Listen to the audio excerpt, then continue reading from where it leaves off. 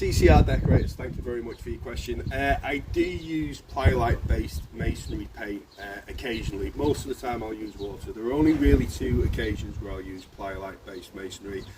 On old knackered sandstone windowsills, simply because the pliolite will stop any stains from sort of seeping through and damaging your paint film.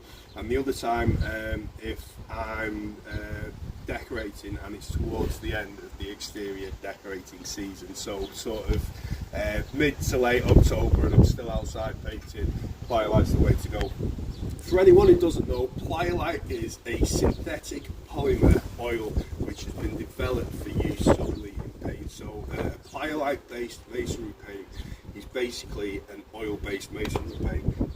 There are two different brands I use. First one, Johnston's Stone Shield. It's like 40 or 50 quid a tin.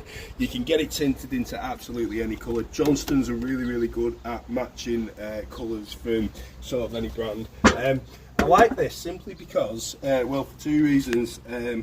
The finish, and you can actually spray it. I know you spray yourself. If you're not CCR decorators and you're watching this, by the way, go and check their page out. They produce some really good content, but you can spray this stuff.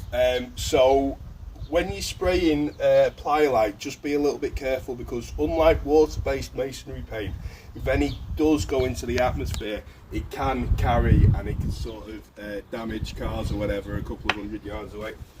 The other pliolite based masonry paint that I use, Weathertech, and that is heavy as hell. It's got a very high solid content, which makes the tub very heavy. This doesn't spray very well. I have tried to spray it a couple of times, and both times it's clogged the sprayer. But the reason I like this is not only is it oil based, so it'll block stains, but it actually remains breathable. So it's better for anything like a garden wall. Obviously doesn't contain a damp proof membrane.